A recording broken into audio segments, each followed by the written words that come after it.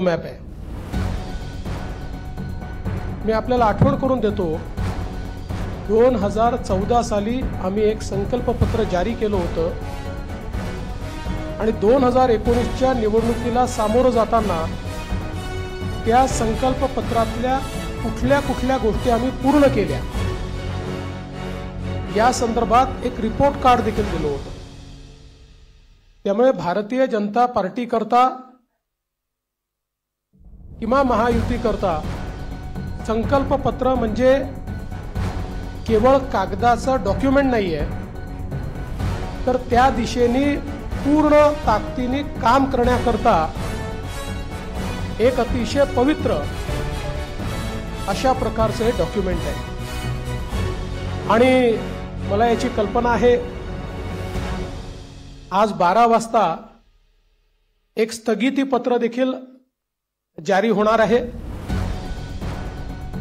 या महाराष्ट्रामध्ये ज्यांना केवळ चालणाऱ्या प्रोजेक्ट्सला स्थगिती देण्यामध्ये रस आहे, अशा लोकांचं एक पत्र 12 वाजता या ठिकाणी येणार आहे। पण मी एकच गोष्ट सांगू इच्छितो, महाराष्ट्रातल्या जनतेचा विश्वास हा निश्चितपणे महायुतीवर आहे, भारतीय जनता पक्षावर आहे। आजचं जे संकल्पपत्र आहे याच्यामध्ये अनेक गोष्टी आहेत, पण ज्या 25 गोष्टी आम्ही हायलाइट केलेल्या आहेत, या 25 गोष्टींमध्ये 10 गोष्टी, आमचे पहिले 10 मुद्दे हे जो आम्ही महायुतीचा 10 कलमी कार्यक्रम म्हणून घोषित केला तेच 10 मुद्दे आमचे असणार आहेत। याच्यामध्ये लाडक्या बहिणींना पुढच्या काळामध्ये 1500च्या ऐवजी 2100 रुपये देण्याचा आमचा संकल्प आहे। शेतकऱ्यांची कर्जमाफी करण्याचा आमचा संकल्प आहे, कारण शेतकऱ्यांना आम्ही ऑलरेडी मोफत वीज दिलेली आहे, पण शेतकऱ्यांची कर्जमाफी आम्ही करतो आहोत। आणि त्यासोबत आम्ही भावांतर योजना आणतो, म्हणजे हमी भावापेक्षा जर कमी भावामध्ये मार्केटची खरेदी सुरू झाली तर हमी भावाने खरेदी तर करूच, पण ज्या ठिकाणी हमी भावाने खरेदी होणार नाही त्या ठिकाणी भावांतर योजना राबवून जो काही मधला डिफरन्स आहे तो थेट शेतकऱ्याच्या खात्यामध्ये टाकण्याचा निर्णय आम्ही घेतलेला आहे। आणि हे आम्ही मागच्या वर्षी देखील करून दाखवलं। आपल्याला कल्पना आहे की आंतरराष्ट्रीय बाजारपेठेमुळे कापूस आणि सोयाबीनचे भाव पडल्यानंतर आम्ही लोकसभेपूर्वी निर्णय घेतला होता की भावांतर योजनेतून आम्ही पैसे देऊ। आचारसंहिता संपल्याबरोबर ते पैसे थेट शेतकऱ्यांच्या खात्यामध्ये आम्ही दिले आहेत। आम्ही या ठिकाणी प्रत्येक गरीबाला अन्न आणि निवाऱ्याचा हक्क हा देण्याचा निर्णय घेतलेला आहे। आणि जी वृद्ध पेन्शन योजना आपण चालवतो, ज्याच्यामध्ये 1500 रुपये आपण देतो, ते 1500 रुपयावरनं 2100 रुपये आपण करण्याचं ठरवलंय। किंबहुना अशा प्रकारच्या सहाय्यतेच्या जेवढ्या योजना आहेत, मागच्या काळामध्ये महायुतीच्या सरकारने 1500 रुपये केले होते, ते 1500 रुपयाचे 2100 रुपये आता पुन्हा महायुतीचं सरकार आल्यानंतर आम्ही त्या ठिकाणी करणार आहोत। यासोबत ज्या जीवनावश्यक वस्तू आहेत त्यांचे भाव स्थिर ठेवण्याकरता आम्ही त्या ठिकाणी मार्केट इंटरव्हेन्शन करणार आहोत। येत्या काळामध्ये 25 लाख रोजगाराची निर्मिती ही महाराष्ट्रामध्ये करण्याचं लक्ष्य आम्ही ठेवलंय। आता ज्या गतिशीलतेनं महाराष्ट्रामध्ये औद्योगिकरण होत आहे आणि एफडीआय मध्ये देशाच्या 52% एफडीआय आपल्याकडे आलाय, मला विश्वास आहे की 25 लाख रोजगाराच्या संधी आम्ही तयार करू। आणि त्याचसोबत 10 लाख विद्यार्थ्यांना या ठिकाणी विद्यावेतनाच्या माध्यमातून आम्ही त्या ठिकाणी नोकऱ्या करण्याकरता किंवा त्यांना रोजगार देण्याकरता अग्रसर असणार आहोत। दुसरं, मागच्या 2.5 वर्षामध्ये आम्ही सरकारी नोकऱ्यांवरचा सगळा निर्बंध हटवून जवळपास 1 लाखपेक्षा जास्त, आम्ही 75,000 घोषणा केली होती, पण 1 लाखपेक्षा जास्त नोकऱ्या या सरकारी क्षेत्रामध्ये त्या ठिकाणी दिलेल्या आहेत। आणि यासोबत आमचा प्रयत्न आहे की जो गरीब किंवा मध्यमवर्गीय आहे याला सौर आणि अक्षय ऊर्जेचा वापर करून त्याच्या वीज बिलामध्ये 30% सूट हे आम्ही त्याला देण्याचा प्रयत्न करणार आहोत। त्यासोबत सरकार स्थापनेच्या 100 दिवसामध्ये विजन महाराष्ट्र 2029 अशा प्रकारचं एक विजन डॉक्युमेंट हे आम्ही तयार करू। विज्ञान आणि तंत्रज्ञानाच्या क्षेत्रात आम्ही महाराष्ट्राला पहिल्या क्रमांकावर कसं ठेवायचं हा आमचा प्रयत्न असेल। मेक इन महाराष्ट्राचं जे धोरण आहे ते अधिक प्रभावीपणे राबवून याला मोस्ट प्रेफर्ड डेस्टिनेशन अशा प्रकारची परिस्थिती आम्ही तयार करू। महाराष्ट्राला फिनटेक आणि AI याचा हब म्हणून आम्ही तयार करू।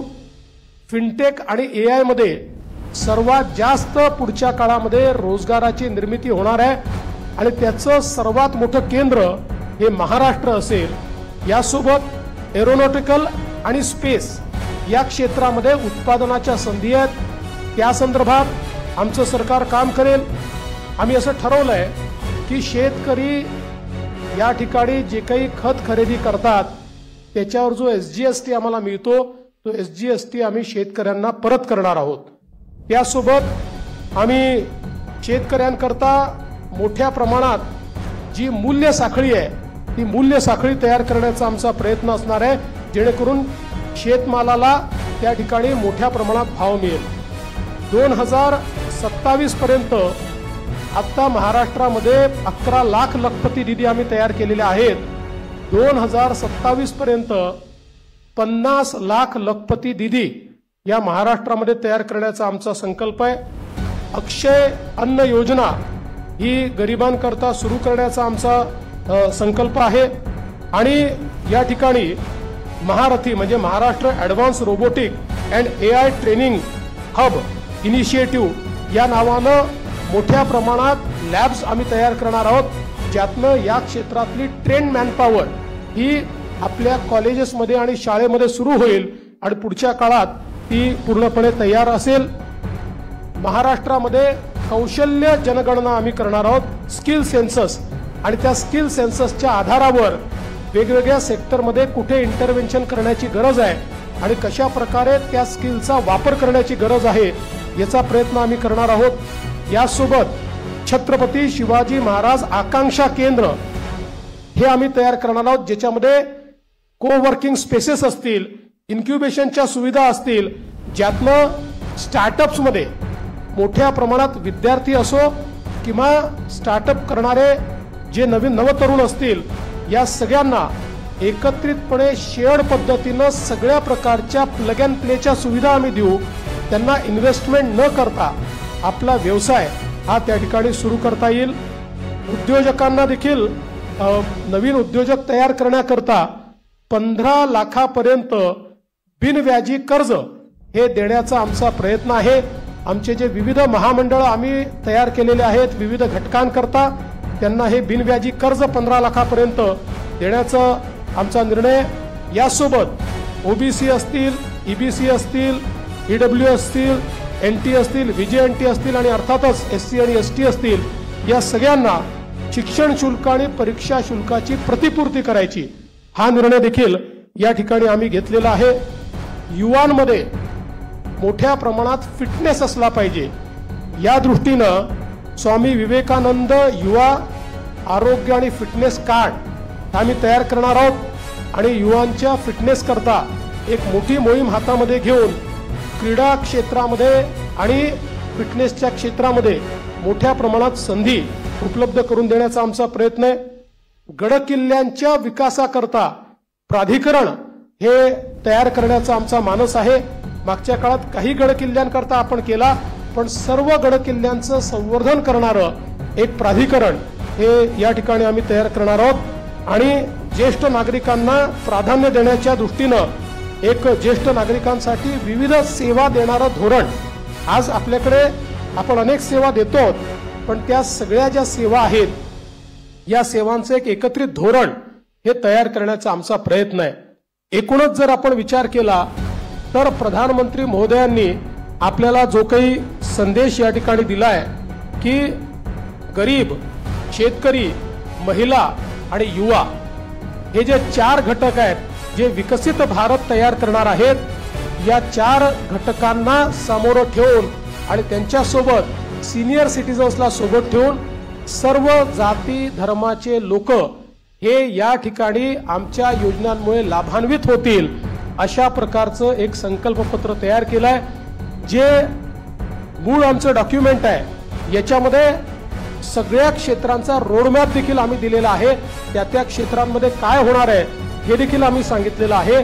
आता मी त्यातले फक्त 25 हायलाइट आपल्याला सांगितलेले आहेत। आपण जर आमचं पूर्ण डॉक्युमेंट वाचलं तर याच्यामध्ये कुठलंही क्षेत्र सुटलेलं नाही। सगळ्या क्षेत्रामध्ये विकसित भारताचा रोडमॅप हा आम्ही मांडलेला आहे, विकसित महाराष्ट्राचा रोडमॅप मांडलेला आहे। आणि आमचा प्रयत्न आहे, जसंच आता सुधीर भाऊंनी सांगितलं की या ठिकाणी आम्ही अर्ध्या ट्रिलियनचा मार्क महाराष्ट्राने पार केलाय आणि महाराष्ट्र देशातली पहिली $1 ट्रिलियन इकॉनॉमी करण्याकरता आम्ही सगळे संकल्पित आहोत। या दृष्टीनं ह्या संकल्पपत्र आम्ही तयार केलाय। हे संकल्पपत्र तयार करण्याकरता सन्माननीय सुधीरभाऊ मुनगंटीवार आणि विनयजी सहस्त्रबुद्धे यांच्यासोबत ज्या टीमने काम केलं त्या टीमचं मी मनापासून आभार मानतो। खूप जवळपास महिने, 1.5 महिने, 2 महिने एक मोठी प्रक्रिया राबवून त्यांनी या ठिकाणी हे संकल्पपत्र केलेलं आहे। आणि 2029च्या निवडणुकीला जेव्हा सामोरे जाऊ त्यावेळी या संकल्पपत्रासोबत एक रिपोर्ट आम्ही देऊ की या संकल्पपत्रात काय सांगितलं होतं आणि आम्ही काय काय पूर्ण केलं, अशा प्रकारचा रिपोर्ट देखील आम्ही आपल्या समोर ठेवू। खूप खूप धन्यवाद।